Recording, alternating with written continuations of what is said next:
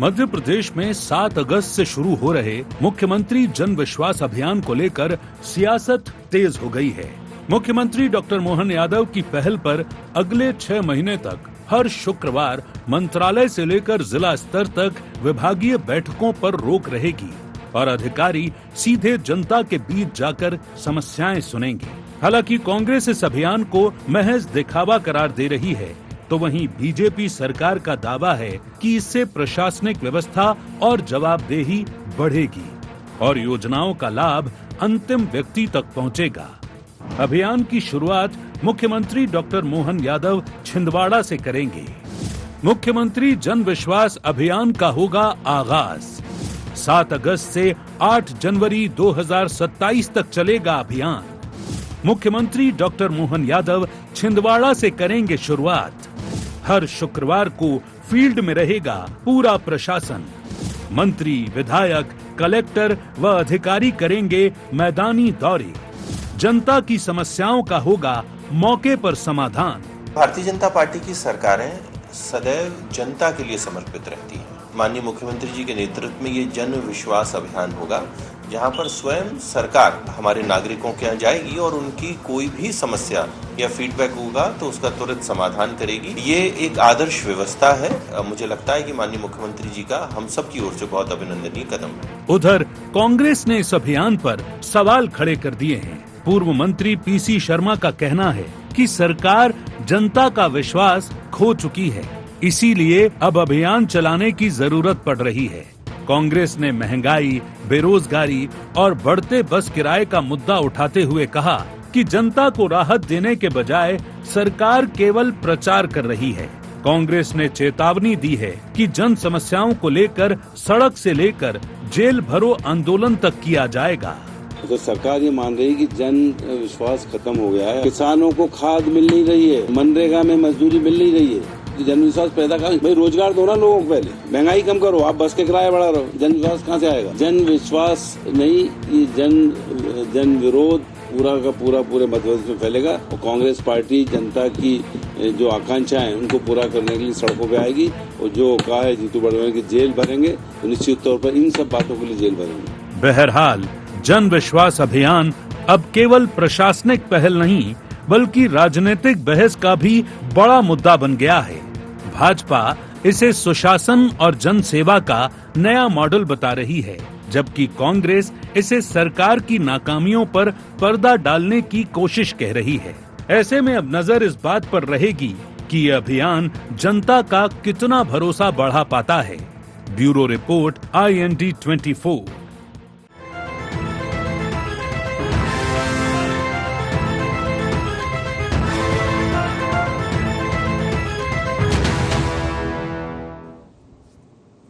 नमस्कार, IND agenda जन विश्वास अभियान सियासी तूफान में आप सभी का स्वागत है। मैं हूं आपके साथ दिव्यांशु जोशी। चर्चा को देंगे विस्तार, लेकिन उससे पहले नजर डालते हैं क्या हैं आज के एजेंडा पॉइंट्स। सरकार के जन विश्वास अभियान के क्या है मायने? जन विश्वास अभियान से कितना बढ़ेगा जनता का भरोसा? बीजेपी के व्यवस्था सुधार के दावे में कितना दम? कांग्रेस क्यों बता रही इसे सियासी अभियान?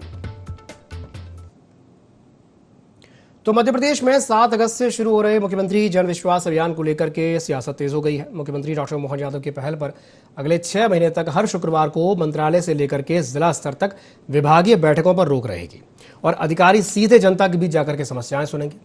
हालांकि कांग्रेस इस अभियान को महज दिखावा करार दे रही है। आज इसी विषय को लेकर के हम चर्चा करेंगे। कुछ खास मेहमान हमारे साथ चर्चा में शामिल हो रहे हैं, आपका परिचय करा देते हैं। हमारे साथ चर्चा में जुड़ रही हैं स्वाति चोपड़ा, मीडिया पैनलिस्ट है मध्य प्रदेश भारतीय जनता पार्टी की। स्वाति जी, स्वागत है आपका IND 24 में। हमारे साथ जुड़ रहे हैं अमित तावरे जी, प्रवक्ता हैं मध्य प्रदेश कांग्रेस के। तावरे जी, आपका भी स्वागत है IND 24 में। साथ ही साथ हमारे साथ जुड़ रहे हैं वरिष्ठ पत्रकार हमारे साथ जुड़ रहे हैं अभिषेक शर्मा जी। अभिषेक जी, स्वागत है आपका IND 24 में। चलिए शुरुआत में अभिषेक जी आपसे कर लेता हूँ। आपका नाम थोड़ी देर से लिया, उसके लिए क्षमा चाहूँगा। चलिए कोई बात नहीं। देखिए, जनता का विश्वास, जन विश्वास अभियान इसका नाम है और कांग्रेस कह रही है कि भाई जनता का भरोसा जो है वो खो चुकी है सरकार। अच्छा, उसके पीछे जो तर्क दे रही है कि जैसे बस के किराए की बात पीसी शर्मा भी कह रहे थे कि बस का किराया बढ़ा दिया है, बसों का किराया बढ़ा दिया है, किसानों को खाद नहीं मिल रही है, और भी बहुत सारी चीज़ें उन्होंने कहीं, मनरेगा में मजदूरी नहीं मिल रही है। तो कहीं ना कहीं वो जो विश्वास जो एक होता है वो कहीं ना कहीं ब्रेक हुआ है, विश्वास कहीं ना कहीं खो गया है, तो उसको पाने की कोशिश वापस से एक बार सरकार कर रही है। आप इसे कैसे देखते हैं, क्या कहेंगे सर? दिव्यांशु जी, जैसे कि अभी आपने बोला कि मैंने आपका नाम थोड़ा लेट लिया, देखिए जो होता है अच्छा ही होता है। उससे एक छोटा सा मेरे एक दिमाग में एकदम से आया, ये अभियान जो है ना, ये लेट चालू हुआ। ओके, ये पहले ही हो जाना चाहिए था। आप अगर पूरे भारत का सिनेरियो देखें तो जितने भी राज्य हैं उसमें अभी तक लोगों के जन अभियान, ये जो जन विश्वास अभियान है, जिसको आप जन सुनवाई बोल सकते हैं, इसको आप जो है जन दर्शन बोल सकते हैं, जो भी आप शब्द पैरामीटर में जिस मुख्यमंत्री के लिए जो फिट हो जाए, ये तो पहले ही हो जाना चाहिए था। क्योंकि जितने भी भारत के राज्य हैं उसमें लगातार ये अभियान चल रहे हैं। मैं अगर आपको उदाहरण देता हूँ अपने मध्य प्रदेश की सीमाओं से लगे हुए राज्यों की, तो उसमें राजस्थान आता है, छत्तीसगढ़ आता है, आपका यूपी आता है। आप देखिए कि सभी राज्यों के मुख्यमंत्रियों ने ये प्रोग्राम जो है लगातार चालू करके रखे हुए हैं, और वो इतने सक्सेस हुए हैं कि उसमें जनता का विश्वास भी हुआ है। आज एक जनता है, एक आम आदमी है जिसको किसी भी प्रकार की कोई समस्या है, वो पुलिस से है, प्रशासन से है, राजस्व से रिलेटेड है, नल कलेक्शन है, किसानों का जैसे अभी आपने कहा, या कहीं पर उसने खाद्य से संबंधित है, तो किसको करे? क्योंकि अभी क्या होता है, एक हेल्पलाइन नंबर जारी कर दिया, उस पर आपने अपनी कंप्लेंट डाल दी, परंतु वो हेल्पलाइन नंबर कितने देर में रिस्पॉन्स करेगा, ये एक इम्पॉर्टेंट होता है। कोई आदमी है, उसके पास जो जेन्युइन समस्याएं, अगर वो सीधे सीएम के यानी प्रदेश के मुखिया के पास जाता है और उसकी समस्याएं सुनती है, तो उस आम आदमी को भी अच्छा लगता है। दूसरा, उसका मैसेज भी अच्छा जाता है कि जन सुशासन है। यही तो सुशासन है दिव्यांशु जी। तो ये बहुत अच्छा है, और मैं तो समझता हूं कि इसको बहुत पहले लागू कर देना चाहिए था, और अभी कर रहे हैं, स्वागत योग्य है। चलिए ठीक है। स्वाति जी करना चाहूंगा। स्वाति जी, कांग्रेस ये कह रही है कि भाई जनता का विश्वास खो गया है, इसी वजह से इस तरह के अभियान की जरूरत पड़ रही है, क्या कहेंगी? देखिए, कांग्रेस को तो हर अभियान में, हर योजना में राजनीति करनी है, और उनके पास अभी और कोई विषय और कोई काम और मुद्दे भी नहीं है। लेकिन निश्चित ही बहुत बड़ा नवाचार है, और पहली बार ऐसा होने जा रहा है मध्य प्रदेश में कि मंत्रीगण, विधायकगण, कलेक्टर सब जाएंगे जनता के पास, और जो 4 प्रमुख बिंदुओं पे माननीय मुख्यमंत्री मोहन जी यादव ने इसको पूरा एक तरह से एक प्लानिंग करी है, संवाद, समाधान, संवेदनशीलता और सादगी।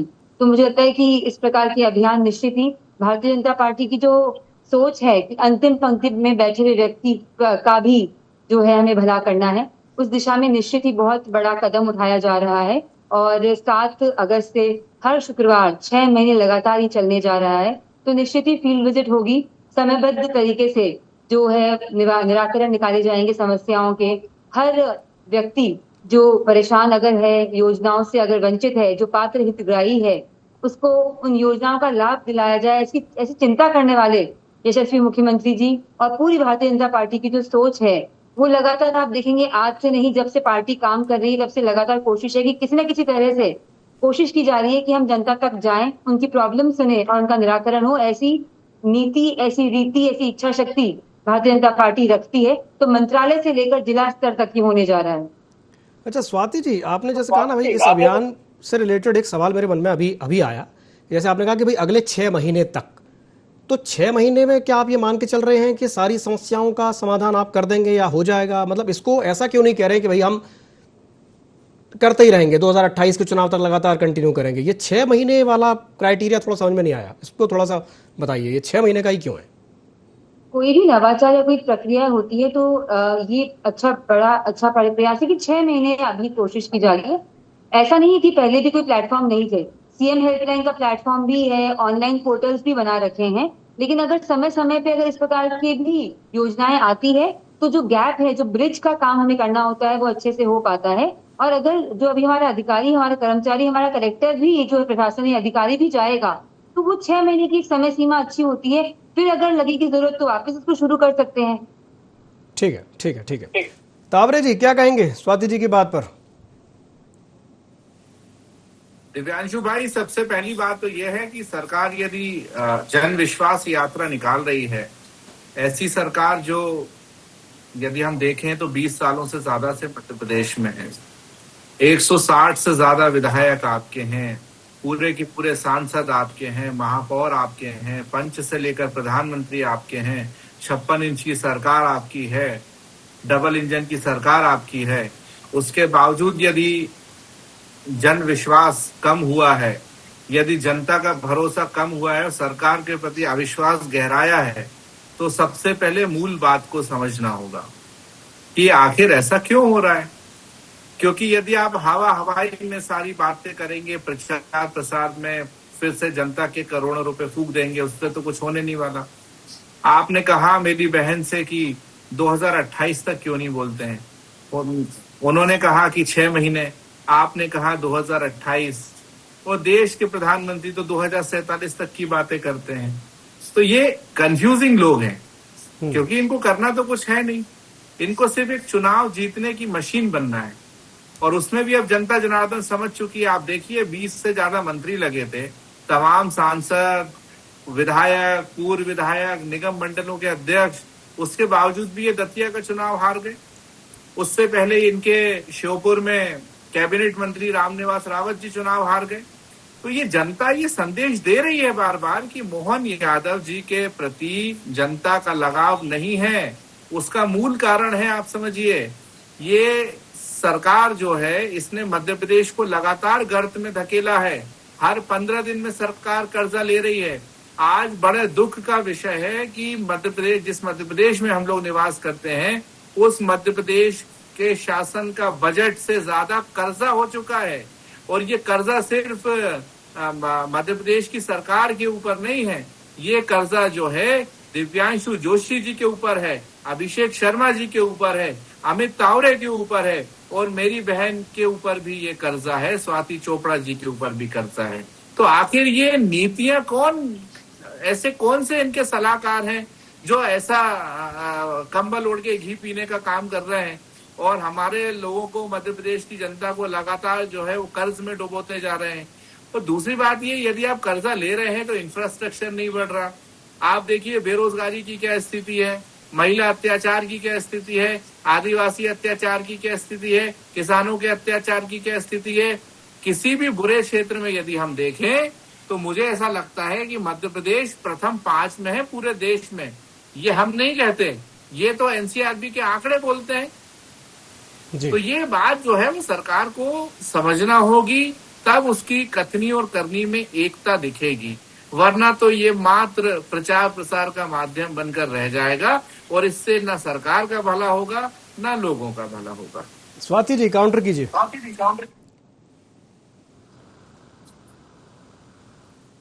जी स्वाति जी, आप मुझे सुन पा रही हैं? चलिए, स्वाति जी शायद हमारा संपर्क नहीं हो पा रहा है, वापस से उनका रुख करेंगे। अभिषेक जी, यही सवाल मेरा आपसे भी रहेगा कि जो बात कह रहे हैं तावरे जी कि भाई मध्य प्रदेश की स्थिति अगर टॉप 5 सबसे खराब परफॉर्मिंग स्टेट्स में गिनती अगर की जाए तो गलत नहीं होगा जी। क्या आप भी इस बात से इत्तेफाक रखते हैं जो स्थिति इस समय चल रही है? ये तो खैर रिपोर्ट अलग अलग रिपोर्ट है, कुछ जगह हमारी स्थिति मध्य प्रदेश की बेहतर भी है और कुछ डाउन भी है। अब अगर आप देखें तो स्वाति जी ने एक जैसे 2 चीज़ें बहुत अच्छी करी, 2 शब्द यूज़ किए, नवाचार और अंतिम व्यक्तिगत योजना। अब आप देखिए, नवाचार तो है नो डाउट, एक कृषि महोत्सव भी हुआ, उसके बाद अभी ये जन वाला जो मुद्दा है, जन विश्वास वाला जो अभियान है, ये भी एक नवाचार है, अंतिम व्यक्ति तक पहुंचाने के लिए प्रयास है। परंतु आप ये देखिए, अमित जी ने जो कहा कि ये चीज़ें जो चलेंगी ये कब तक चलेंगी। आपके डबल इंजन सरकार है, कहीं कहीं हम ट्रिपल इंजन सरकार में भी है, परंतु अभी तक हमको हमारे आम जनता तक वो लाभ नहीं पहुँच पा रहा। क्यों? क्योंकि अगर आप ये देखें तो इसमें जो है आप हर शुक्रवार कर रहे हैं, एवरी फ्राइडे, मंथ में 4 फ्राइडे, 6 महीने तक चलेगा। आपने कहा कि 6 महीने तक लगातार क्यों 6 महीने, यानी कि 6 4 जा 24 या 25 मान लें, 25 मान लें, ठीक है। तो मतलब आप कितने लोगों तक, कितने जिलों तक, या कैसे तहसील स्तर तक, जो भी बोलें, इतने जिले ही कवर कर पाएंगे आप, तो इसका मतलब इतने जिलों से तो होगा नहीं कुछ काम। तो ये एक मेन मुद्दा है, आपको लिटरली में ये संख्या बढ़ानी थी। क्योंकि मैं पहले भी कहूँगा, आप यूपी जाइए, आप जो है छत्तीसगढ़ जाइए, आप राजस्थान जाइए, इवन असम में जाइए, पंजाब में जाइए, पंजाब में तो वो उन्होंने जो है वो मिलनी कार्यक्रम बना रखा है भगवंत मान ने। वो तो एवरीडे उन्होंने जो है मुख्यमंत्री निवास दे रखा है और जालंधर आसपास अमृतसर वहाँ पर जाके करते हैं। मोहन आपने छत्तीसगढ़ में आप देखिए सुशासन तिहार लगातार 6 महीने चला। उन्होंने एवरी फ्राइडे ऐसा कुछ नहीं था, लगातार 7 डेज एक बहुत अच्छा अभियान चलाया। आप जो है यूपी में जाइए तो यूपी में गोरखपुर में जो है वो करते ही हैं मतलब आप देखिए। तो ये जो है ना, हम लेट हुए हैं, हमें पहले भी कह चुका हूं, हम लेट हुए हैं और इसकी संख्या बढ़ानी चाहिए, क्योंकि देखिए मुद्दे बहुत हैं। 2.5 साल हमारी सरकार को मतलब भाजपा की सरकार को हो चुके हैं और लगातार जो है इतनी समस्याएं हैं, सिंहस्थ सामने हैं, सड़कों की हालत ख़राब है, महंगाई की मार है। आप देखिए कि भले ही पेट्रोल के दाम जो हैं वो लगातार बढ़े हैं, जो भी हुए हैं, महंगाई तो आई है कहीं ना कहीं। सब्जियों के दाम में किसानों ने अभी जस्ट आंदोलन किया, तो कहीं ना कहीं सरकार पर लोग परेशान तो हैं। तो इसलिए आपको ये जो जन दर्शन वाली जन विश्वास वाली योजनाएं हैं इसको बढ़ाना चाहिए। और मैं तो मुख्यमंत्री जी से कहूँगा कि कहीं ना कहीं वो अपने निवास पर या कुछ एक ऐसा पॉइंट रखें जहाँ पर लोग आपस में मतलब अपनी जो है शिकायतें लेकर, जो समस्या है उनके लेकर कम से कम अपना दर्ज करा सकें। बिल्कुल। स्वाति जी, अभी तावरे जी ये बात कह रहे थे और जो बात अभिषेक जी भी कह रहे हैं कि भाई अगर आप 6 महीने तक ये अभियान चलाते भी हैं तो 6 महीने का मतलब ये हुआ कि 1 महीने में 4 फ्राइडे मतलब 24 या 25 फ्राइडे हुए, शुक्रवार ही हुए। तो इतना बड़ा अपना प्रदेश है, कैसे कवर कर पाएंगे आप, क्योंकि चुनौतियां बहुत सारी हैं। और आगे भी जो बात अभिषेक जी कह रहे हैं कि आने वाले समय में सिंहस्थ भी होना है और बहुत सारी चीजें होनी है, कैसे मैनेज कैसे कर पाएंगे आप? स्वाति जी। देखिए, मैनेजमेंट जो है वो निश्चित ही बहुत अच्छे से हो पाएगा, क्योंकि अभी हमारे यहाँ पर देखिए कलेक्टर्स ऑलरेडी जन सुनवाई भी करते हैं। साथ ही जो हमारे विधायक जी हैं वो भी जन सुनवाई, प्रतिदिन हमारे विधायक जी बैठते हैं। तो लगभग ऐसा नहीं है कि लोगों के पास प्लेटफॉर्म नहीं है, सीएम हेल्पलाइन नहीं है, निराकरण के लिए बहुत सारे प्लेटफॉर्म चल रहे हैं।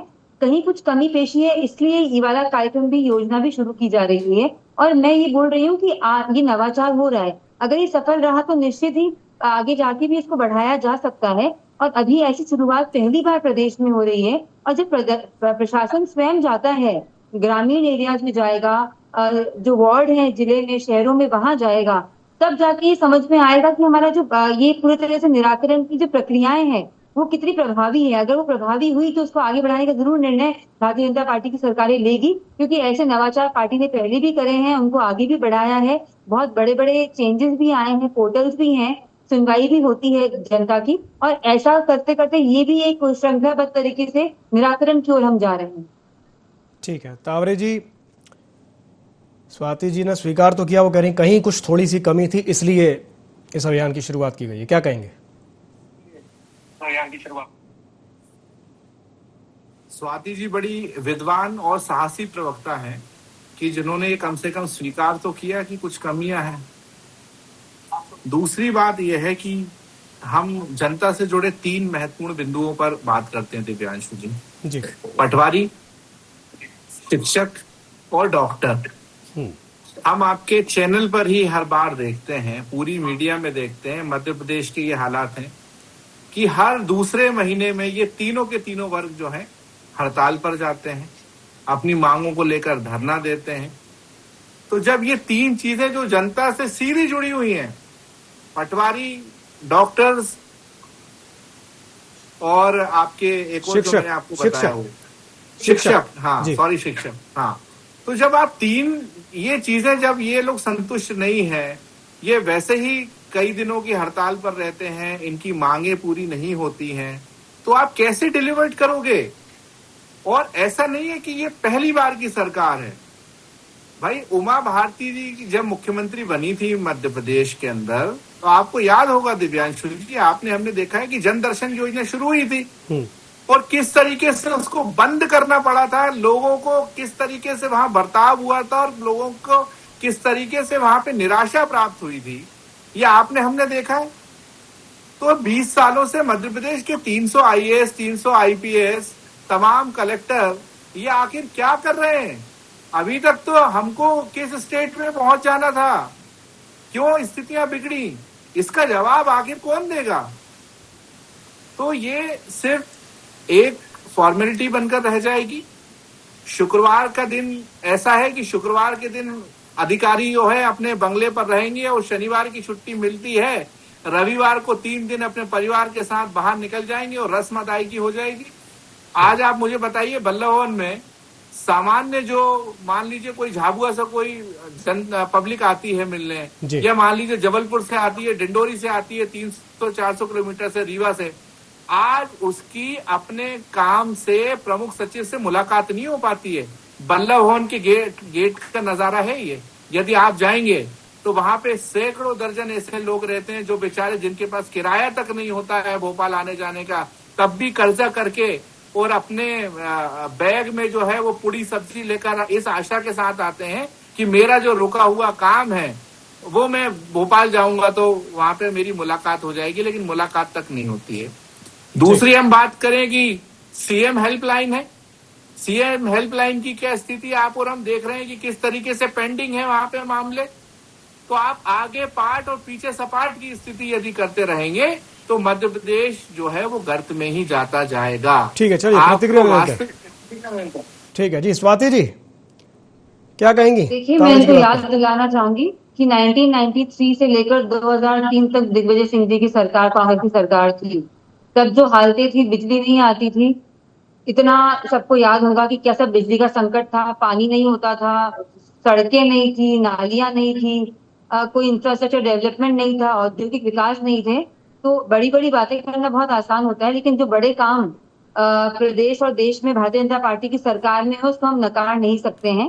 तब तो कोई सुनवाई होती ही नहीं थी। अब तो आप देखिए इतने सारे पोर्टल्स बने हैं और ये इच्छा शक्ति पार्टी की है। सुशासन लागू करना चाहते हैं, गरीब कल्याण की योजनाओं को बनाते हैं तो उनको जनता तक पहुंचाते भी हैं। मैं बताना चाहूंगी कि पहले मात्र 18% लोगों के घरों तक जो जल जाता था नल से जल योजना के तहत, आज लगभग 81% लोगों के घरों तक नल जा रहा है, पानी जा रहा है।